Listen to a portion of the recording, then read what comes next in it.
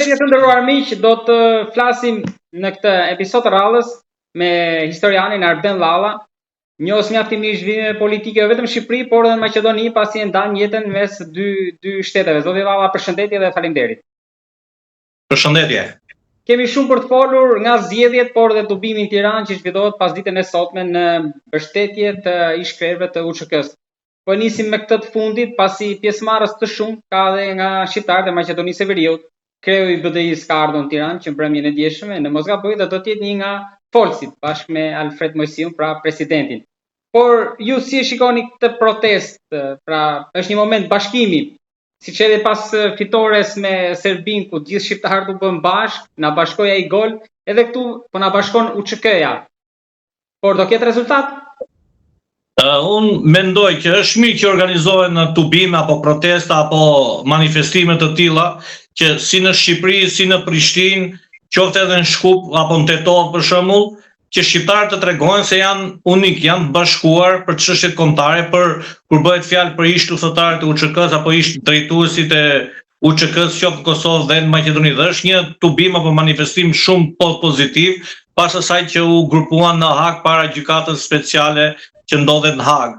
Ajo më vjen mirë që kanë ardhur shumë nga Maqedonia në Tiranë, ish luftëtarë të UÇK-s, familje të dëshmorëve për krahas të luftës, po dhe nga Kosova. Dhe është shumë mirë që organizohet në Tiranë përveç arsyes sepse në ushtrim në UÇK çlimtarët të Kosovës, po dhe të Maqedonisë kanë qenë rreth mbi 350 djemë dhe vajza nga Shqipëria që kanë luftuar, disa janë dhe dëshmorë. Kjo tregon që lufta e Kosovës jo vetëm që ishte e drejtë, po ishte e bashkuar, pra i përkiste të gjithë shqiptarëve kudo, jo vetëm shqiptarëve të Kosovës.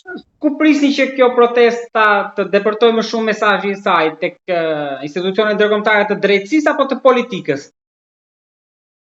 Unë mendoj që mesazhi duhet të jetë drejt gjykatës speciale, drejt politikës ndërkombëtare, qoftë BE-s, qoftë edhe Shtetet Bashkuara që shqiptarët kudo janë bashkë kur shkelet që i bëhet një padrejtë, siç është këtë rast, sepse duhet të sqaroj që gjykata speciale e Kosovës nuk u themelua për dënime të gjatë luftës apo mbas luftës. U themelua vetëm në bazë të raportit mashtrues të Dik Martinit, që bëhesh fjalë për shpinë e verdhë dhe trafikimin e organeve apo qenieve njerëzore. Pra, tu kemi një gabim të madh trashanik që ajo gjykatë speciale, edhe pse ajo nuk ka autoritet jashtë Kosovës, pra e ka brenda Kosovës dhe presidenti apo kuvendi i Kosovës me një ligj apo me një ligj kushtetues mund ta shkatarojnë apo mund ta shpërbëjnë për arsye sepse ajo po bën keq përdorime. Ti mbash 4 vite apo 6 vite disa njerëz, qoftë në këtë rast presidentin e Kosovës Hashim Thashin apo udhëheqës tjerë apo deputet tjerë në hetime, është e tepruar, sepse ne e dim shumë mirë me ligjet ndërkombëtare sa zgjat një hetim. Një hetim maksimumi mund zgjati brenda 2 vite. Ai sa e di unë, Greqia ka 18 muaj hetimin para burgimit. Ndërsa ata sa di unë kanë mbi 5 vite që janë në para burgim. Edhe nëse dënohen duke llogaritur që 5 vite quhen 10 vite, fjala vjen, marrim atë ekstremin. Por nëse janë pafajshëm këto 5 vite jete, këto 5 vite strese, këto 5 vite larg të dashurve, këto 5 vite larg gëzimeve dhe idhërimeve familjare që kanë pasur, kush do t'i paguaj? Nuk ka çmim që e paguan një paraburgim të padrejtë 5 vite ndaj çdo individi, ndaj çdo qytetari të botës, jo vetëm të ku bëhet fjalë për drejtuesit e UÇK-s. Prandaj them është një gabim trashanik dhe ka pas mundësi, ashtu si kuvendi i Kosovës e votoi themelimin e asaj gjykate, ka të drejtën ta shpërbëjë duke shikuar që është e padrejtë kur dëshmit varen në gojore që i themi neve, më tha kështu, tha shumë mrafi këtu, mrafi këtu, pas një dëshmi juridike, pas një dëshmi bazë, pas një dëshmi të gjallë kur themi. Prandaj më duket absurde kjo. Zoti Llalla, kjo protestë po tregon edhe një herë që qytetarët, pavarësisht kufive, janë të bashkuar. Shqiptarët. Po politika, Tirana, Prishtina, raportet me shqiptarët e Maqedoninë e Veriut dhe pjesa tjetër si janë? Është për të ardhur keq me aq sa kam unë informata që përfaqësues të partive politike shqiptare të Republikës Maqedonisë Veriut, që gjenden brenda grupacionit koalicionit Vlen, nuk janë sot në Tiranë. Pra ky manifestim, kjo protestë nuk është vetëm me Ali Ahmetit, Edi Ramës apo dikujt tjetër. Ky tubim, ky manifestim, kjo protestë është e gjithë shqiptarëve, pa ngjyra fetare dhe partijake, politike, ideologjike. Pra bëhet fjalë për ushtrinë tonë, ushtrinë e UÇK-s që përbëhesh nga të gjithë shqiptarët kudo.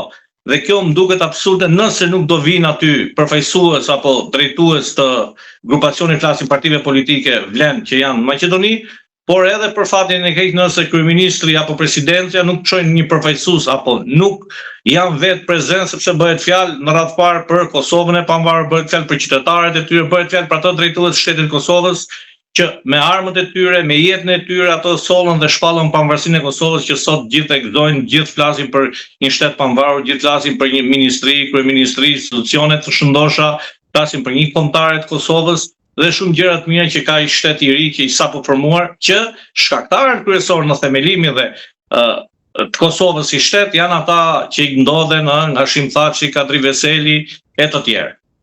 Kreu i BDI-s ka deklaruar që ky takim Tiranë sonte, ky do jetë de facto dhe takimi përmbyllës pra i fushatës që po bëhen që të dielën Maqedonia Veriut shkon në zgjedhje. Por si gjen Maqedoninë këto zgjedhje? Si e gjen? Ju keni publikuar disa analiza duke shtjelluar në hollësi. Po kush i helmoi në gjykimin tuaj këtë proces? Në radhë parë duhet sqaroj që ky tubim në Tiranë nuk përfaqëson propagandën e fushatës së AKI-t, të Aleancës Kombëtare për Integrim dhe të BDI, sepse është paralajmëruar që para 10 ditë zoti Ali Ahmeti dhe përfaqësuesit e tjerë të grupacionit që ditën e njëjtë pra mbrëm e kanë përmbyllur fushatën e tyre zyrtarisht me tubime me këtë, për arsye se quhet e mbyllur fushata dhe i përkushtohemi këtij tubimi, këtij manifestimi që bëhet sot në Tiranë apo proteste, si ta quajmë në përkrahje të ish drejtuesve të UÇK-s. Ajo që dua të them rreth analizave që un kam parashtruar, është e çuditshme që këto zgjedhje vendore apo lokale, siç ti themi në gjuhën internacionale, janë shumë të këqija, nuk janë me një plan A, B, po janë me disa plane, me shumë thika mbas shpinë dhe me shumë ferra në përkëmbë të shqiptarëve, ku Maqedonia, sidomos pushteti, qeveria, VMRO, DPN dhe Vleni, por dhe vetë Serbia kanë futur hundët duke i përçarë shqiptarët që asnjë nuk kanë qenë kaq përçarë sa janë sot në këtë fushat zgjedhore vendore, të kenë grindje midis tyre dhe të mendojmë që e nesërmja, pra ditën ku do mbaroj përfundimi i numërimit të votave, vjen vdekja për një parti politike, vjen vdekja për një koalicion politik, gjë që s'është e mirë kjo që e kanë përmendur shpeshherë. Është për të ardhur keq që këtu bëhet fjalë për të ardhmen e shqiptarëve të barabartë me maqedonasit, apo maqedonasit pronar të këtij shteti dhe zotën, ndërsa shqiptarët dorë dytë apo shkërbëtor të këtij shteti duke paguar tetim taksa dhe duke i shërbyer vetëm këtij shtetit, duke mos i shërbyer rreth parë vetvetes, gjuhës shqipe, identitetit kombëtar, krenarisë kombëtare.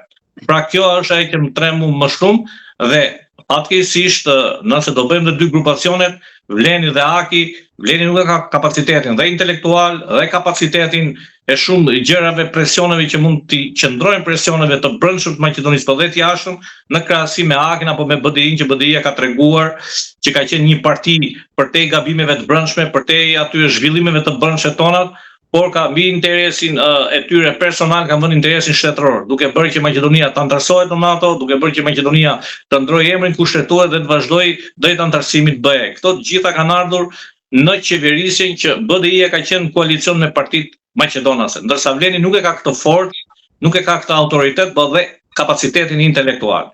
Pra maqedonasit kanë vënë shenjestër në këto zgjedhje, pavarësisht se janë lokale, duke i kthyer ato në politike qendrore, duke vendosur figurën e Ali Ahmetit. Përtej thash gabimeve që mund të ketë pas gjatë këtij rrugtimi politik zoti Ali Ahmeti, është e keqja më e vogël apo politikani më i mirë sot për sot këto 20 vite që neve duhet shikojmë veten tonë ku ishim, ku jemi dhe ku vemi. Pra, shqiptarët kur ka marrë në 2001, mas luftës 2001, ose po mos ndodhte luftë, ndoshta nuk do të isha të martohesha në Maqedoni apo të jetoja në Maqedoni me bashkëshorten këtu. Do ikja si shumë të tjerë. Por ka qenë pikërisht lufta e 2001-shit e ushtrisë shqiptare kombëtare, e zotit Ali Ahmeti dhe shumë të tjerëve për krahas të tjerë, që më tej erdhi forcimi i gjuhës shqipe, nuk them se gjuha shqipe ka nderin që i takon e barabartë me gjuhën maqedone, po forcimi apo avancimi i gjuhës shqipe, avancimi i shqiptarëve që e kanë ndërruar të jenë ministrë të brendshëm, e kanë ndërruar të jenë kryeministër, e kanë ndërruar të jenë kryetar kuvend, ndërsa këto i gëzojnë këto poste. Edhe sot kryetari i kuvendit, zoti Afrim Gashi, që është i Vlenit, që vjen nga grupacioni Vlen, as nuk e ka ndëruar kurrë të ishe ai kryetar kuvendi. Nëse nuk do bënte BDI-ja, nëse nuk do të ishte bërë atentat në rrafje zotit Zjadin Sela të Aleancës për shqiptarët në atë kohë prill të 2017-s, pra gjitha këto kanë një sakrifisë të madhe, qoftë zoti Ali Ahmeti, BDI-s, po dhe të koalicionit AKI, Aleancës Kombëtare për Integrim. Pra duhet i shikojmë gjërat. Këta mendojnë disa që arrihen shumë shpejt të që një shqiptar të bëhet kryeminist në Maqedoni apo kryetar kuvendi, apo ministër i brendshëm. Kto nuk arriheshin. Pak të sakrifisë madhe të disa politikanëve ku themet në këtë rast zoti Ali Ahmeti dhe shumë të tjerë. Dhe unë personalisht duke jetuar 24 vite këtu, e di peshën sa e ka çdo politikan shqiptar, kapacitetin intelektual dhe forcën e tij përballë një Maqedoni apo një politikan maqedon apo një parti. Prandaj, nëse nesër do jetë Ali Ahmeti, unë kush mund ta zëvendësoj? Pra, a ka njerëz pa nga pak mund ta zëvendësoj të thënë zoti Arben Taravari, po ndoshta edhe zoti Zjadin Sela, po përsëri nuk e kanë bagazhin e luftës së 2001-shit zoti Ali Ahmeti, apo të luftës të Kosovës zoti Ali Ahmeti, apo të organizatave ilegale që zoti Ali Ahmeti ka qenë një nga drejtuesit kryesor të LPK-ve dhe atyre organizate ilegale të viteve 80 që sollën pastaj demonstratat e mëtejshme në Jugosllavi apo në Kosovë, që sollën themelimin e 2 ushtrive të UÇK-s apo qoftë të preshevës të 3 ushtrive tona. Por gjatë fushatës, sikur e thatë ju, ka qenë mjaft e fortë që nuk kanë ngelur vetëm te rrafshi akuzave dhe kundër akuzave, po kanë shkuar deri në publikimin në mos gaboj sipas mediave edhe disa video incizimeve duke akuzuar një kandidatët pra shqiptar të BDI-s në mos gaboj në Kërçov. Do të thoja kanë dalë aty disa incizime me zë jo me figurë për zotin Fatmir Dehari, askush nuk mund garantoj që a janë të vërteta, a janë gënjesha duke shikuar si një amator. Këto vetëm janë struktura shtetërore qoftë Maqedonisë Shqipërisë apo ku do vëndi tjetër që kanë janë hedhur 3 ditë para zgjedhjeve edhe janë lënë për tani ka diçka. Pra, mundet të jenë montazhe, mundet të jenë të vërteta, këto janë institucione dhe specialistë veçantë që e vërtetojnë këtë. Pra, ende nuk ka një deklaratë të Ministrisë Punëve të Brendshme të Maqedonisë që të deklarojë këto janë të vërteta apo janë gënjesha. Dhe nëse janë të vërteta, kapaciteti çdo shteti e ka që ta detyrojë kryetarin e një komune apo bashkie apo qoftë ministër të jetë deputet, të japin dorëheqje dhe të shkojnë në hetim për keq përdorim të postit që ka për shembull, të postit zyrtar, pozicionit zyrtar. Që duhet të them nuk është disa incizime kështu. Sot jetën tona përgjigjen shumë kollaj edhe nga telefoni edhe nga kabllocka zoti Dhalla, ai që më bën përshtypje është që nuk është herë e parë që në Maqedoni luftohet në këtë mënyrë me video incizime, bombat siç quheshin dikur. Një gjë duhet të themi, varet çfarë incizimesh janë, nuk këtu ka një ligj të veçantë. Nuk është se po them që kjo është e vërtetë apo është montazh. Jo, por e kam fjalën kjo mënyrë me video incizimet. Duhet të pasqyrojë diçka që ka një ndryshim të madh midis Kushtetutës Maqedonisë dhe Shqipërisë në rast të incizimeve me zë apo me figurë. Këtu është ndaluar me ligj të rrep incizim ilegal. Do me thënë, ato emisione që bën fix fare në Shqipëri apo të tjerë, këtu janë të ndaluar, qoftë edhe unë. Korrupsioni më të madh dhe të vrasjes nuk i merr me ligj, nuk i merr parasysh prokuroria dhe gjykata, se quhen të jashtëligjshme dhe dënohet ai që i ka incizuar. Pra këtu është tjetër sistem, nuk është si Shqipëria që ke incizimin e nxjerrin media, nesër prokuroria dhe policia ngrenë akt akuzë dhe vinë ke dera t'i vënë pranga. Do ishte mirë të ishte si në Shqipëri edhe këtu. Por nuk është ashtu. Politikanët apo ato që e votuan këtë ligj diku në 16 apo 15 mos gëvoj mas botimit të bombave, bën këtë gjë. Por duhet jemi përsëri të kujdesshëm se nuk kemi specialista, po nga informacionet dhe që merren me politikën këtu, është kjo. Rasti atyre bombave ishin incizime ilegale të vetë strukturës të zbulimit dhe kundërzbulimit shtetëror të Republikës Maqedonisë. Pra, vetë shteti, struktura specialistët i incizonin rreth 50.000 apo 30.000 numra të njerëzve, por përsëri ishin ilegale, pa urdhër prokuroria apo gjykate. Kjo është defekti atyre incizimeve që kalojmë që nuk ka të drejtë keqpërdorimi i pozitësh shtetërore të inspektorëve në atë kohë që disa nga ato që incizon janë në arratisje sot e kësaj dite. Ndërsa në rastin në fjalë në Kërçov, në komunën e Kërçovës apo të zotit Fatmir Dehari që pa e mbrojtur pa ashtu, as nuk e njoh, se kam takuar asnjëherë në jetën time kaq vite, janë incizime, mendimi im, janë incizime që janë marrë, nuk janë incizime që janë bërë në xhep apo me kurthe, po janë incizime që mendoj unë janë marrë nga kamerat e sigurisë që ka vetë komuna apo kamera e sigurisë që ka vetë ndoshta vetë në zyrë zoti Fatmir Dehari, dhe ato nuk kanë nxjerr figurën, por kanë nxjerr vetëm zërin. sepse ka rreth një vit apo ndoshta edhe më shumë në Maqedoni po vendosen kamerat, jo kamera me bardhëzi siç është PAZ, që jemi mësuar t'i shohim në rrugë, në semafora këto, po kamera me ngjyra, me figurë dhe me Z. Pra në çdo institucion janë dhe me Z kamerat e inqëzimit. Dhe ndoshta hakerat, urithët, si mund ta quaj, kanë ndërhyrë në hard diskun që inqëzon 6 muaj që i mban këto inqëzime dhe ka marrë këto biseda që mund të bëhen dhe montazhe, mund të jetë vërtet 100%. Pra duhet fjala është e specialistëve. Derisa specialistët e Ministrisë Punës së Brendshme, Trembëlisë Maqedonisë nuk janë deklaruar që gjë që të lënë dhe huhuti, sepse puna e parë duhet ishin deklaruar specialistët e Ministrisë Punës së Brendshme që thoshin, i kemi marrë këto materiale, po i hetojmë, janë të vërteta ose janë gënjeshtra. Që 3 ditë para zgjedhjeve apo 5 ditë para zgjedhjeve kuptohet që këto janë me prapaskena, janë me inqëzime, sot kemi inteligjencë artificiale që ta bën zërin dhe figurën si dushti, por përsëri ka specialist, siç ka virus, ka dhe antivirus. Pra ka specialistë që e vërtetojnë që nuk janë origjinale, po bëjnë montazh apo kanë marrë zërin dhe bëjnë këtë gjë. Prandaj unë e shoh, duke ditur që bota ecën shumë përpara me elektronikën, e shoh si diçka përderisa nuk ka reagim. Prokuroria e Gjykatës e Maqedonisë dhe specialistët atëherë më duket si mashtrim, mendimi im. Zoti Dhalla, kush është barometri i fundit në 2 prej atyre që mund të cilësohen bashkitë kryesore, në Tetova dhe në Çajir? E kam thënë janë rreth 3 bashki, mendimi im, që këto lidhen direkt me Aliametit. E para është Çajiri, që lidhet personalisht se ka pas një deklaratë mediash me zotin Izet Mexhiti ndër vite, rreth 2-3 vitet e fundit që kur doli grupi zjarrit që udhëhiqën nga zoti Izet Mexhiti që natë ishte nënkryetar i Bashkimit Demokratik për Integrim, pra zëvendësi i Aliametit, dhe mendoj që është një bazë personal i Çajirit, i zoti Izet Mexhiti dhe zoti Aliametit.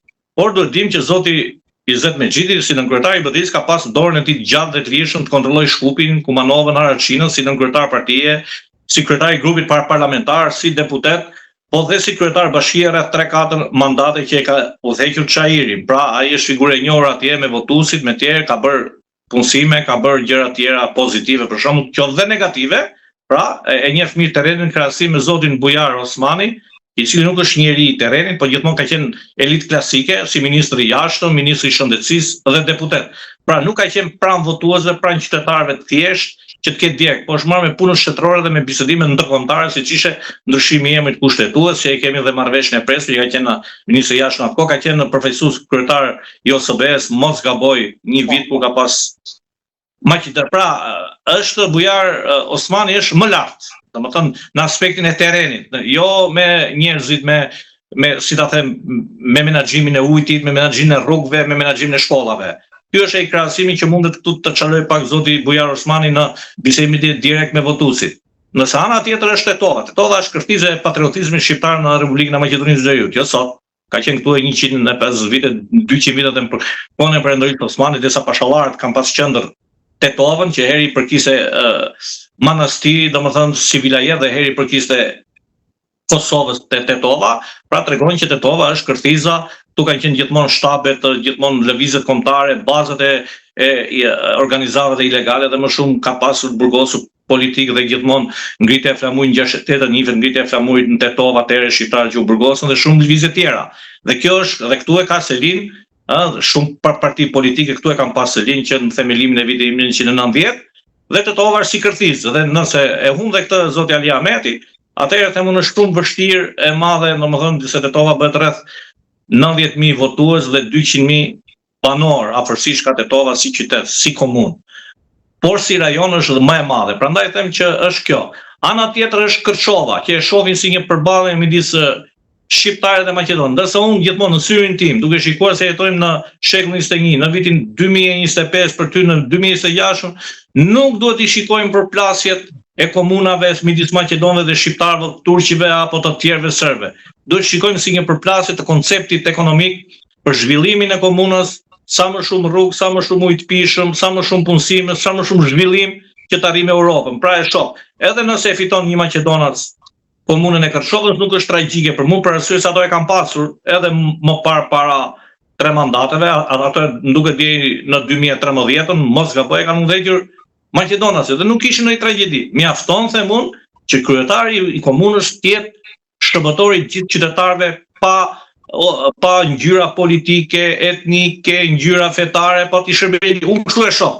Edhe pse këtu kjo gjë nuk shihet këtu, tu shihet gjithmonë përplasje etnike, që prandaj nuk ecën përpara dhe Maqedonia, akoma nuk po zhvisen maqedonasit dhe nuk pranojnë që shqiptarët duhet të jenë të barabartë dhe të tjerët me maqedonasit, themelues pikë shtetit të ri, zhvillues të shtetit të ri, përderisa pagojnë tatim taksat gjitha, pagojnë rrymë elektrike, të gjithë llojet e tatim taksat, pra duhet të jemi të barabartë. Maqedonasit nuk pajtohen me këtë gjë.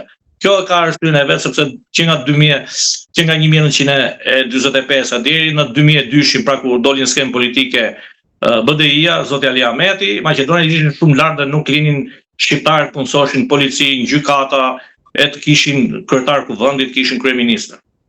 Zoti Valla, dhe diçka të fundit kam të hënën në gjykimin tuaj, do të kemi ndonjë deklaratë për zgjedhjet parakoshme, të përgjithshme, apo ndoshta del vleni edhe hyn BDI-ja në qeveri?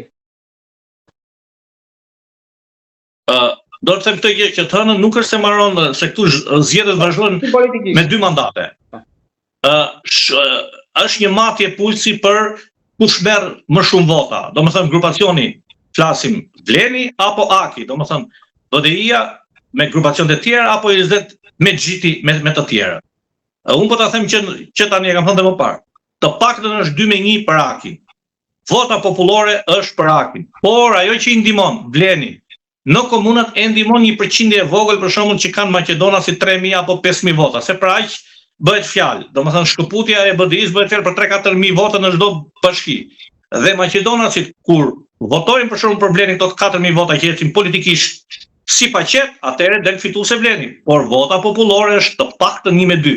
Mos them 1-3 apo 1-2,5. Domethënë do kemi diku 130.000 apo 150.000 të Akit, me rreth 50.000 deri në 70.000. Pra 1-2 është e sigurt, sepse vota popullore është e BDI-s. Duhet të jemi të qartë. Por do vendosin maqedonasit mund të jenë ata që mund vendosin për fatin e komunave shqiptare. Mund të jenë votat pakicet maqedonase për disa komuna që do bëhen në raundin e dytë, edhe një herë në raundin e dytë. Pra, duhet ta them këtë gjë. Aksidentalisht zoti Bilal Kasame ka fituar komunën e Tetovës. Aksidentalisht nga përçarja midis vet BDI-s dhe votës së Maqedonasit, dhe atëherë në atë kohë votës që rreth 7.000 vota të aleancës për shqiptarët që kishin. Pra, nuk është se e ka fituar vet direkt. Por u forcuan pastaj njerëzit lëvizin për interesat vogla këtu, për një regjistrim shkolle, për një heqje mungesash që këtu jepet vota, shumë vote nënçmuar. Këtu apo ndoshta edhe me shit blerje ato janë të nënçmuar votat këtu. Ta regjistrojmë djalin në gjimnaz apo ta regjistrojmë shkollë punëtore apo bujqësore. Ja, ta regjistrojmë gjimnaz sot ai më jep votën. Pra, e shikon që e ka detyrë të regjistrohet fëmia në një shkollë të mesme me ligj. Pra këtu është shumë nënçmim dhënia e votës. Por dhe një herë e them, Mas të hënën, zoti kryeministër Mickovski duhet mendohet mirë. Do ta çojë Maqedoninë me hapa të shpejta drejt BE-s, apo Maqedonia do të ngrijë e pakta, apo do të ecë mbrapsht. Sepse dhe zoti Mickovski është në një pozicion shumë të vështirë nga vetë antarësia e tij e partisë, sepse ka marrë shumë pushtet, shumë vota, domethënë 58 deputet që me 61 bëhet qeveria për 3 deputet, dhe ai nuk po bën asnjë zhvillim rreth 1 vit e gjys që është kryeministër, asnjë zhvillim të Maqedonisë në arenën ndërkombëtare, që Maqedonia të jetë e barabartë me Shqipërinë dhe anëtarët e BE-s. Maqedonia është shumë mbas Shqipërisë në bazë të ligjes juridike dhe hapin e bisedimit me BE-n.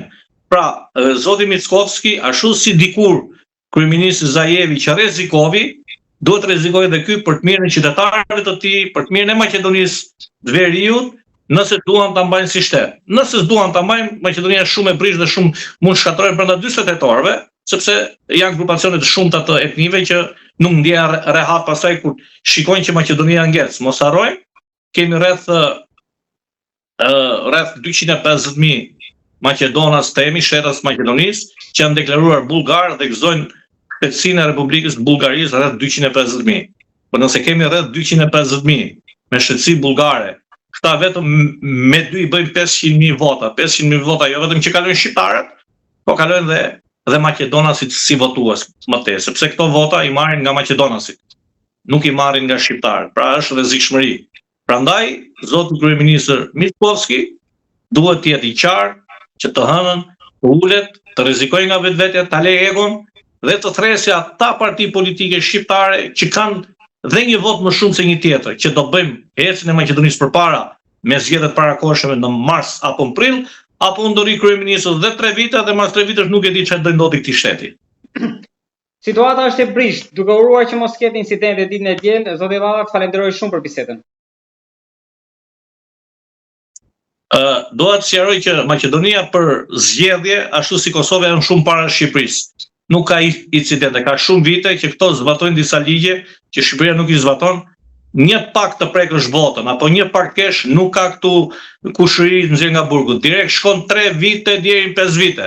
Dhe në 2008 rreth 500 shqiptar, po dhe maqedonët, po shqiptar 500 shkuan nga 3 vite deri në 5 vite vetëm për tentativa të vogla prishje rendit brenda kutijeve të votimit. Maqedonia ka shumë ligje të mira dhe zbatuese. Ata që dëmtojnë procese zgjedhore dhe shkojnë dhe janë dënuar dhe kryetar partie, që mos i përmendej nga 2 vite me kush, vetëm me një telefonat që i ka thënë një tjetër voto për këtë parti. Vetëm me kaq është dënuar 2 vite kryetar partie, deputet apo tjerë. Pra incidente nuk do ketë, nuk besoj se s'ka pasur, por çdo gjë mund të ndodhi, pushteti është t'i errson syt, leku t'i errson syt, të turbullon mendjen, dhe atyre që janë të dobët që i turbullon mendjen edhe syt, atëherë ata mund bëjnë incidente. Faleminderit shumë. Faleminderit dhe juve të keni një shtunë të diel të mbar. Faleminderit.